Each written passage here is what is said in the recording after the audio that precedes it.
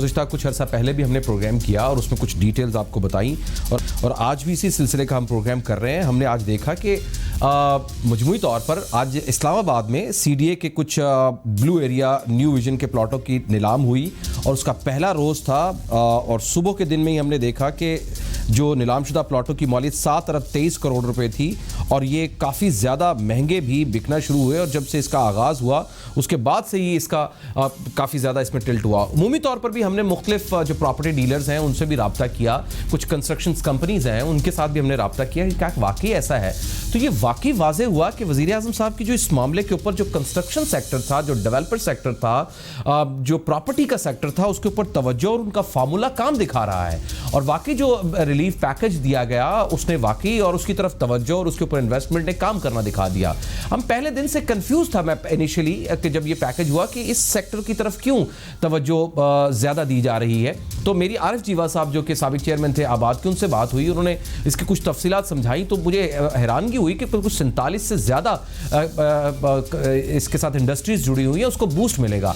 अब एक सर्कल बनता हुआ नज़र आ रहा है और हम ये देख रहे हैं कि जायदाद की खरीदो फरोख्त भी शुरू हो गई है, न्यू कंस्ट्रक्शन के ऊपर भी लोग इंटरेस्ट शो कर रहे हैं और अभी जो प्राइम मिनिस्टर साहब ने जो कुछ पैसे रखे हैं अरबों रुपए, जो 6% 5 मरले के घर के लिए लोन मिल सकता है बैंक से 7% या 8%, इसके लिए बहुत ज़्यादा फ़ायदेमंद होगा।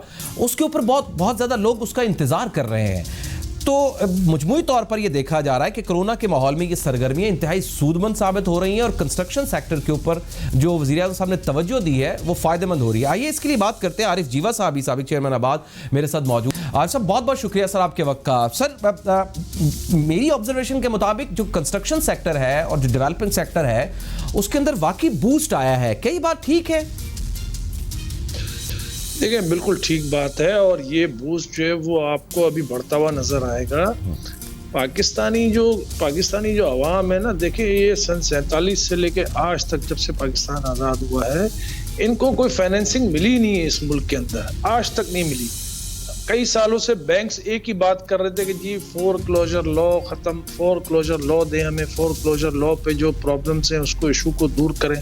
किसी गवर्नमेंट ने नहीं किया, इस गवर्नमेंट ने आगे किया ये काम और ये काम हुआ है तो फिर बैंक्स राजी हुई हैं कि जी हम फाइनेंस कर सकते हैं और लोग जो है पूरी दुनिया के अंदर फाइनेंसिंग पे जो है वो घर दिए जाते हैं। ये पाकिस्तान था जहाँ पे फाइनेंसिंग सबसे दुनिया के सबसे नीचे हम थे कि जो हम बहुत नॉमिनल फाइनेंस वो भी बिलियनर्स को बड़े जो सरमायादार है उनको ही फाइनेंस होता था हाउसिंग का या फैक्ट्रीज के अंदर या इंडस्ट्रीज के अंदर।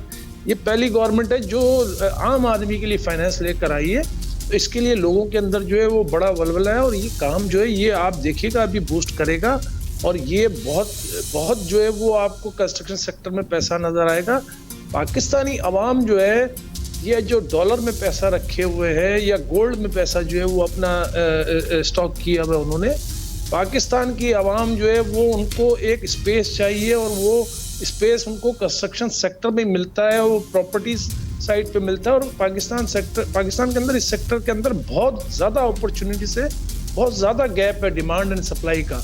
तो ये जिस दिन फिल होगा ये आप देखिएगा, ये जब स्टार्ट लेंगे और एक लोगों का एतमाद बहाल होगा। अव्वल तो लोगों का एतमाद बहाल करना सबसे जो है इम्पोर्टेंट काम है।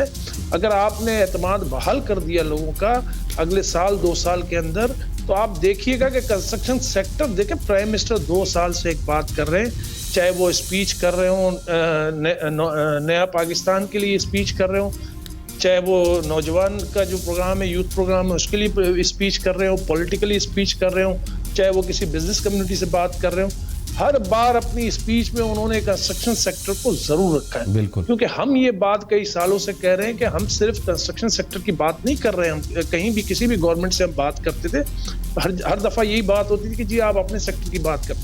हम ये समझाने की कोशिश कर रहे थे कि जी कंस्ट्रक्शन सेक्टर चलेगा तो 42 जो है वो डायरेक्ट और 30 इनडायरेक्ट 72 इंडस्ट्रीज चलेंगी आपकी।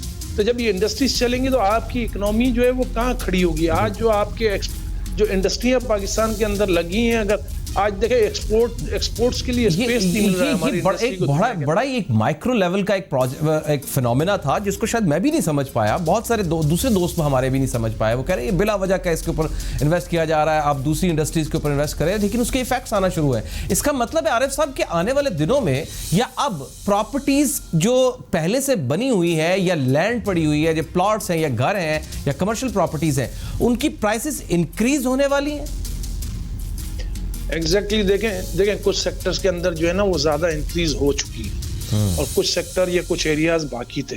जहां ज्यादा इंक्रीज हुई हैं वहां पे स्टेबल होंगी। और जो आपके इस दफा आप देखिएगा कि इस दफा जो ये जो पैकेज आया और इस पे जो काम हो रहा है, और अगर काम सही तरीके से इस पे इम्प्लीमेंटेशन, मैं देखिए मुर्तजा बार बार आपके प्रोग्राम में कई सालों से एक ही बात कर रहा हूँ। मैं बात करता हूँ कि जी कोई भी आप पॉलिसी लेकर आए, कोई पैकेज लेकर आए, उसकी जब तक इम्प्लीमेंटेशन उस डॉक्यूमेंट के मुताबिक नहीं होगी तो उस पॉलिसी का, उस पैकेज का कोई फायदा नहीं। जिस दिन इम्प्लीमेंटेशन होना शुरू हो गया, तो जब आप सुनते हैं ना कि ये बड़े बड़े इलाकों में जो ट्रेडिंग होती है प्लॉट्स की, या जो ये सारी जो है वो बिल्टअप प्रॉपर्टी पे आएगी। ये सारा आपका पैसा, ये जो एक दो सेक्टर है, एक रियल एस्टेट सेक्टर जो रॉ लैंड है उसका है, और एक जो है बिल्टअप प्रॉपर्टी का है। तो जब ये सेक्टर को आप गवर्नमेंट ने जो है वो इसको देखा है अब इस तरफ, सारा पैसा आपका जो है बिल्टअप प्रॉपर्टी पे आएगा। जब बिल्टअप प्रॉपर्टी पे आएगा तो उस पे आपका जो है उसका इम्पैक्ट तमाम इंडस्ट्रीज के ऊपर आएगा। एक बात और मैं बार बार कह रहा हूँ, पिछले मैंने ये बात जो है इसाक डार साहब से कही, हारून अख्तर साहब से कही, मिफ्ता इस्माइल साहब से कही, असद उमर साहब से कही, मेरी अभी तक हफीज शेख साहब से कोई इतनी डिटेल मुलाकात नहीं। मैंने उनसे एक बात की है कि अभी भी ये गवर्नमेंट एक काम अगर कर दे, हमारे ओवरसीज पाकिस्तानी इसके पास जो पैसा बाहर पड़ा है उनके लिए, ठीक है दिसंबर तक का प्राइम मिनिस्टर को FATF ने टाइम दिया है, ठीक है वो पॉलिसी अपनी जगह पे वो दिसंबर तक खत्म करना चाह रहे हैं। अगर उसमें टाइम मिल जाएगा तो बहुत अच्छी बात है, क्योंकि अप्रूवल्स जो है हमारी इतने अरसे में होने के आसार नजर नहीं आ रहे हैं। हमारी फॉरेन रेमिटेंसेस में भी सर इजाफा होगा, जो ओवरसीज है वो भी इसके ऊपर इन्वेस्ट करेंगे, उनकी बड़ा इंटरेस्ट। अच्छा, ये जो अभी स्कीम लाने की प्लानिंग हो रही है, आई हैव 1.5 मिनट लेफ्ट, जरा मुख्तसरन से बता दें ये जो बैंक से लोन सस्ते मिलने वाले, इसके ऊपर क्या है? लोग बहुत इंतजार कर रहे हैं इसका। नहीं, उसमें भी देखें अभी परसों जो है वो शिबली फराज साहब और चेयरमैन नया पाकिस्तान जनरल अनवर हैदर साहब बात कर रहे थे। उसमें एक पॉइंट उन्होंने जो बात की है, मैं 3 दिन से मीडिया पे यही बात कर रहा हूँ और मैं ये मैसेज भी कन्वे कर रहा हूँ कि उन्होंने एक बात की है कि इनकम का क्राइटेरिया देख के लोन दिया जाएगा।